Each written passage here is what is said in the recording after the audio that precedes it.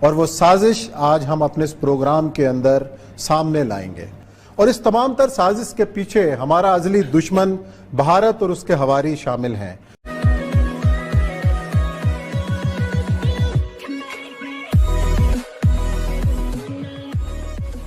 نمسکار دوستو، یہ ہے وائرل فیکٹ اور اس ویڈیو کے اندر دراصل بات ہو رہی ہے ایف اے ٹی ایف کی۔ اب ایف اے ٹی ایف ایک ایسی تلوار ہے پاکستان کے سر پہ جو کہ گرتی تو نہیں ہے، لیکن پاکستان ہمیشہ سچیت رہتا ہے کہ اگر گر گئی تو ہمارا سر دھڑ سے الگ ہو جائے گا۔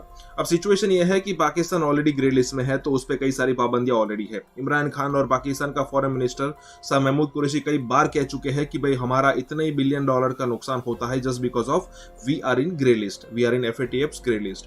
اب سچویشن یہ ہے یہاں پہ، پہلے ایف اے ٹی ایف کیا کرتا تھا کہ صرف منی لانڈرنگ کے بارے میں ڈسکس کرتا تھا، اس کے حساب سے پابندیاں لگاتا تھا۔ منی لانڈرنگ مطلب کہ اگر آپ بلیک کا منی یہاں سے دوسرے کنٹری میں بھیجتے ہو اور وہاں کچھ غلط کام ہوتا ہے، لیکن جب سے امریکہ کے اندر حملہ ہوا ہے، اس ٹوین ٹاور کو گرایا گیا ہے، پلین جو گھسا دیا گیا تھا، اب سچویشن ایسی ہے کہ اس کے بعد ٹیررزم کو بھی اس میں انکلوڈ کر لیا ہے، اور ٹیررزم کا ہب تو پاکستان ہے ہی، تو پھر وہ تو بائی ڈیفالٹ آنا چاہیے تھا۔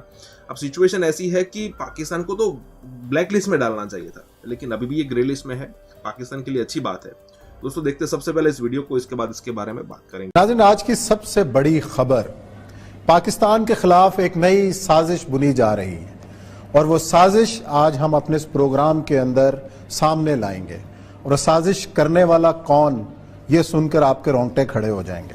اس سازش میں شریک کیا گیا برطانیہ کے 40 اراکین پارلیمنٹ کو، اور پاکستان کے خلاف ایک رپورٹ تیار کی گئی، اور وہ رپورٹ تیار کرنے کا مقصد ایف اے ٹی ایف میں پاکستان کے خلاف پابندیاں لگانا تھا۔ اور اس تمام تر سازش کے پیچھے ہمارا ازلی دشمن بھارت اور اس کے ہواری شامل ہیں، کہ ایف اے ٹی ایف کے اوپر، پاکستان کے اوپر جو تلوار لٹک رہی ہے اس حوالے سے بھی منورنگ کرنا ہے۔ دیکھیے جی، ایف اے ٹی ایف کا معاملہ تو آپ بخوبی سمجھتے ہیں کہ پاکستان اس وقت ایک بیرونی دباؤ میں ہے اس وقت، اور اس کو یہ جو پرسیکیوشن آف مائنورٹیز کے ساتھ ساتھ رائز آف انٹرنیشنل ایکسٹریمزم کو بھی کہا گیا ہے کہ یہ اسٹیٹ سپانسرڈ ہیں، state sponsored persecution and state sponsored rise of international extremism. گویا کہ ریاست پاکستان ایکسٹریمزم کو بڑھا رہی ہے، انٹرنیشنل ایکسٹریمزم کو بڑھا رہی ہے، اور پرسیکیوشن ہو رہی ہے جس میں 4 اقلیتوں کے نام لیے گئے ہیں۔ حالانکہ یہ زیادہ جو رپورٹ ہے، یہ 90% سے زیادہ بھی یہ ریپرزینٹ کر رہی ہے قادیانیوں کو۔ آج اس کی کتنی امپورٹنٹ ہے؟ یہ اتنی امپورٹنٹ ٹائمنگ ہے پاکستان کا۔ ہمارے شاہ محمود قریشی صاحب سے رابطہ کرنے کی کوشش کرتے رہے، پاکستان کا رسپانس آنا چاہیے۔ پوری کمیونٹی اس ملک کے خلاف کھڑی ہو گئی ہے، پوری کمیونٹی بحثیت مجموعی اس ملک کے خلاف کھڑی ہو گئی ہے۔ مجھے ایک سازش لگتی ہے پاکستان کے خلاف کہ ایف اے ٹی ایف کا جو ایک امپورٹنٹ کروشل ٹائم آ رہا ہے، یہ ہندوستان اور اسرائیل اور ان کے چلے چانٹے، جو ان کے پروردہ، ان کے پیسوں پہ پلنے والے لوگ جو ہیں، یہ ہندوستان کے اور اسرائیل کے ایجنڈے کو آگے لے جانے والے لوگ یو کے میں بھی ہیں، امریکہ میں بھی ہیں، سب نہیں ہیں لیکن کچھ لوگ ان میں ضرور ایسے ہیں جو ان کے ایجنڈے اور ان کے پروپیگنڈا کو آگے لے کے چلنے والے لوگ ہیں۔ میں یہ سمجھتا ہوں ان کی خواہش یہ ہے کہ پاکستان کو ہر طرح سے اس پہ ایسی پابندیاں لگائی جائیں اور پاکستان کو آگے نہ بڑھنے دیا جائے۔ اور یہ صاحب آپ کے اپنے ہی آرٹیکل میں آپ نے کچھ سال پہلے اس کا ذکر کیا جی علی خان صاحب، مجھے ابھی شہید صاحب کا جانا۔ السلام علیکم شہید صاحب، دیکھیں 1949 سے لے کے تمام مسلم امہ، شیعہ، سنی، بریلوی، دیوبندی ایک ساتھ جدوجہد کرتے رہے، قرارداد مقاصد میں ہم ساتھ رہے، اس اینٹی قادیانی موومنٹ کے اندر ہم ساتھ رہے، ایک ساتھ ہماری آپس میں جسے کہتے ہیں کہ ایک کیفیت کے اندر ساتھ تھا۔ آپ اندازہ کریں کہ اتنے بڑے اتحاد کے اندر رکھنا ڈالنے کے لیے اس رپورٹ نے آپ کو بحثیت مجموعی امت مسلمہ سے خارج کر کے اپنے ساتھ اکٹھا کیا۔ لا حول ولا قوت الا باللہ، اس کی جتنی بھی تردید کی جائے، جتنی بھی مذمت کی جائے، آپ بحثیت مسلمان ہمارے ساتھ ہیں۔ اور اس کے ساتھ ساتھ یہ کہا گیا کہ آپ کو جو ہے اقلیت قرار دیا جانے والا ہے۔ اب اس طرح کی بات اس لیے خاص طور پہ آپ کو بلایا شہید صاحب کہ کیا اس کی آپ کا ریاکشن ہے؟ بسم اللہ الرحمن الرحیم۔ میں شکر گزار ہوں آپ کا کہ آپ نے یہ رپورٹ جو ہے اپنے اس پروگرام میں پیش کیا ہے۔ دیکھیے، ہمیں برطانیہ سے یا امریکہ سے کبھی بھی یہ توقع نہیں ہونی چاہیے کہ وہ امت مسلمہ کی حمایت میں کوئی بات کرے۔ ٹھیک، ان کا بنیادی ہدف ہی یہی ہے کہ وہ ہمیشہ امت مسلمہ کو توڑنے، گروپوں میں تقسیم کرنے کے لیے کام کرتے ہیں۔ دونوں ممالک پر پورا یورپ اس پر کام کرتا ہے، اور ساتھ میں خود امت کے اندر دراڑ ڈالنے کے لیے کبھی قادیانیوں کی صورت میں اور کبھی دیگر اس طرح کے جعلی مکاتب کی صورت میں گروپوں کو الگ کرتے ہیں اور پھر ان کو سپورٹ کرتے ہیں اور ان کے ذریعے سے اسی معاشرے میں فتنہ برپا کرتے ہیں. یہ ان کی 300-400 سالہ پرانی روش ہے جس کا اب بھی اس کو پوری طرح سے وہ امپلیمنٹ کرنے کی کوشش کر رہے ہیں. تو اس اعتبار سے اگر دیکھا جائے تو میں پوری دنیا میں بڑے وثوق کے ساتھ یہ کہتا ہوں کہ شیعہ و سنی کی لڑائی میں بھی برطانوی MI6 کا اور امریکن CIA کا سب سے بڑا ہاتھ ہوتا ہے. بالکل ٹھیک. اس لیے اگر کہیں پر شدت پسندی کی کوئی تحریک اٹھتی ہے تو بظاہر آگے ہو سکتا ہے سلفی چہرہ ہو لیکن پیچھے امریکی ہوتے ہیں.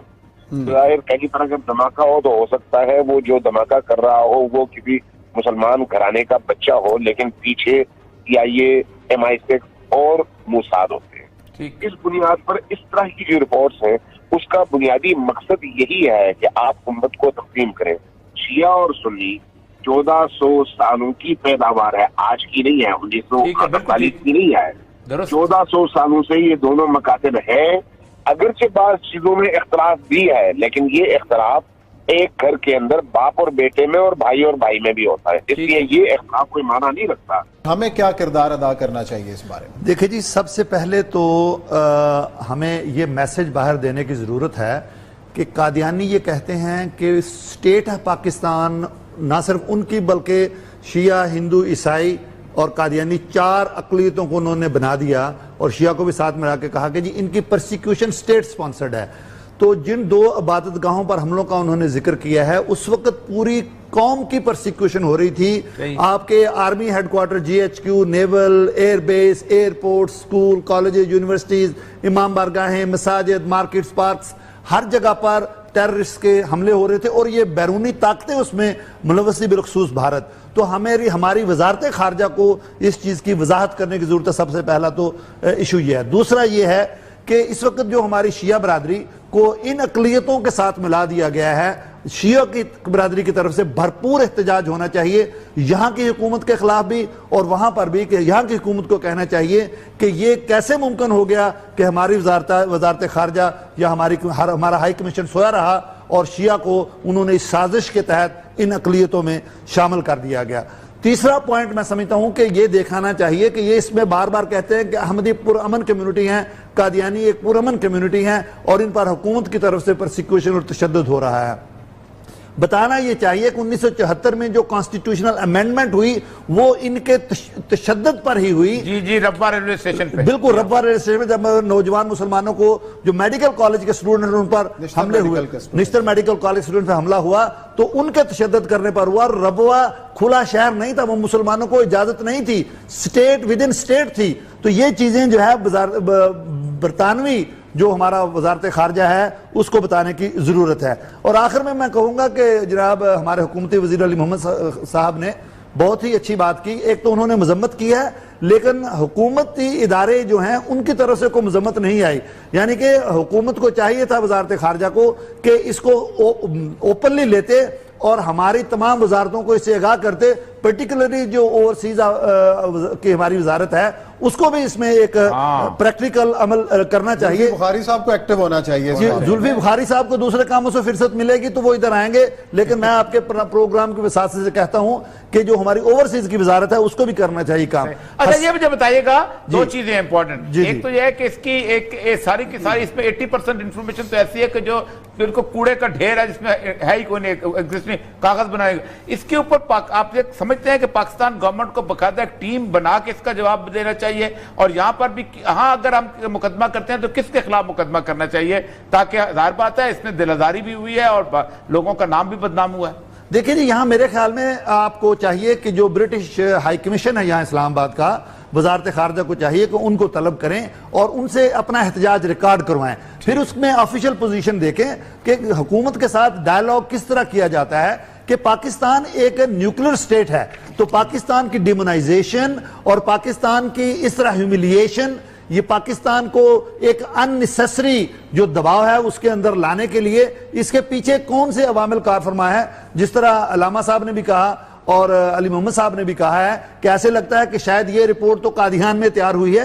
بالکل ایسے ہی ہے جیسے انہوں نے لکھا ہے جی حضرت مرزا طاہر, حضرت مرزا ناصر, حضرت مرزا مسرور, حضرت مرزا غلام احمد, اور جو کرسچن کمیونٹی ہے, یہ وزراء جو ہمارے برطانیہ میں ہیں, وہ تو حضرت عیسیٰ علیہ السلام کے ساتھ بھی حضرت نہیں لگاتے, سیدھا جیزس لکھ دیتے ہیں. اور ساتھ لکھا ہوا ہے کہ یہ افغانستان میں جو قادیانی مارے گئے ان کے ساتھ شہید لکھا ہوا ہے. تو یہ واقعی کچھ اپنے کو شہید نہیں کہتے تو کچھ کرائن ملتے ہیں کہ شاید یہ رپورٹ تیار کر کے دے دی گئی اور اس پر نام چھاپ دیے گئے, جس طرح افضل خان صاحب نے اس رپورٹ کو اب ڈسکریڈٹ کر دیا, ڈی لیجٹمائز کر دیا ہے کہ مجھے تو اس کا پتہ ہی نہیں ہے اور میں اسے اپنے آپ کو ڈس ایسوسیٹ کرتا ہوں, علیحدہ کرتا ہوں, میرا اس کے ساتھ کوئی تعلق نہیں ہے. حساس اداروں کو میں یہ کہوں گا کہ یہ ان کی ذمہ داری ہے, کیونکہ ہماری اس وقت نہ ہی صرف اس رپورٹ میں بلکہ اوور آل دیکھا جائے تو ہماری جو آئیڈیالوجیکل باؤنڈریز ہیں, نظریاتی سرحدیں ہیں, ان کے اوپر اس وقت اٹیک ہو رہا ہے فرام دا فور کارنرز. ہر طرف سے ہماری آئیڈیالوجیکل باؤنڈریز جو ان پر اٹیک ہو رہا ہے. تو یہ بھی میں سمجھتا ہوں کہ پاکستان کے قانون کو ختم کرنے کے لیے دباؤ ڈالا جا رہا ہے, جبکہ پاکستان میں یہ یونینیمس کانسٹیٹیوشنل امینڈمنٹ ہوئی ہے. تو یہ میں نہیں سمجھتا کہ پاکستان کی حکومت اس میں آنکھیں بند کر کے کبوتر کی طرح بیٹھ جائے گی تو مسئلہ حل ہو جائے گا. یہ ایف ٹی ایف اے کے لیے ان کو ایک گراؤنڈ مہیا کی گئی ہے کہ رسا ہم نے ڈال دیا, اب آپ نیچے سے پھٹا کھینچو. اللہ نہ کرے کہ ایسا ہو, لیکن اگر ہمارے حکومتی ادارے اسی طرح سوئے رہے تو میں سمجھتا ہوں کہ یہ آج نہیں تو کل, کل نہیں تو پرسوں, یہ یقینی طور پر اس رپورٹ کو بنیاد بنا کر یہ یونائٹڈ نیشن میں بھی جائیں گے. اور اس کا اگر محاسبہ آج نہ کیا گیا, میں سمجھتا ہوں کہ پاکستان آفیشلی اس رپورٹ کو ودرا کروا سکتا ہے, کیونکہ Pakistan as a state persecution یا رائٹ. اب دوستو سچویشن ایسی ہے کہ پاکستان میں اگر کتا بھی مر جاتا ہے تو اس کے لیے بھارت ذمہ دار ہوتا ہے, اس کے لیے مودی ذمہ دار ہوتا ہے. لیکن اس پوری سچویشن کے لیے مطلب کہ ایف اے ٹی ایف میں جو پورا بوال چل رہا ہے, اس کے لیے تو میں خود کہتا ہوں کہ بھائی یہ چیز ہونی چاہیے. میں بھارت کے عام ناگرک ہوں اور میں یہ کہتا ہوں کہ ہمیں ڈھکے چھپے طریقے سے نہیں, کھلے عام ہمیں ایف اے ٹی ایف میں یہ لابنگ کرنی چاہیے کہ بھائی پاکستان کو کھلا نہیں چھوڑنا چاہیے, پاکستان کو تو گرے لسٹ سے باہر نہیں نکالنا چاہیے, لیکن اس کو تو بلیک لسٹ میں ڈالنا چاہیے. کیونکہ ہم سب کو پتا ہے کہ دنیا میں جہاں کہیں بھی ٹیررزم کا حملہ ہوتا ہو وہاں پاکستان کے آدمی مل جاتے ہیں, یا پھر پاکستان کا ان کا لنک تو ڈیفینیٹلی ملتا ہے. اور ایسے کنٹری مطلب اتنے سالوں سے وہاں پہ سچویشن ایسی چل رہی ہے, پھر بھی وہ سدھار نہیں کر رہے ہیں. پہلے تو بھارت کی باتیں بھی نہیں مانی جاتی تھی, جب بھارت میں حملہ ہوتا تھا بھارت چلاتا تھا, لیکن اب سچویشن ایسی ہے کہ پوری دنیا کو پتہ چل رہی ہے کہ بھی پاکستان ٹیررزم کا ہب ہے. تو جو بھی کنٹری اس کو بچا رہے اس کو بھی پنش کرنا چاہیے اور اس کو تو بلیک لسٹ میں رکھنا چاہیے. اور مجھے تو یہ لگتا ہے کہ پاکستان کے لیے تو بلیک نہیں, ڈارک بلیک ایک الگ سے ایک لسٹ بنانی چاہیے جس میں وہ اکیلا کنٹری ہوگا. پتہ نہیں سچویشن کب سدھرے گی. دوستو اگر آپ چینل پہ نئے ہیں تو سبسکرائب ضرور کیجیے گا, ویڈیو اچھے لگے تو لائک اور شیئر بھی کیجیے گا. ملتے ہیں اگلے ویڈیو میں, تب تک کے لیے بھارت ماتا کی جے, وندے ماترم.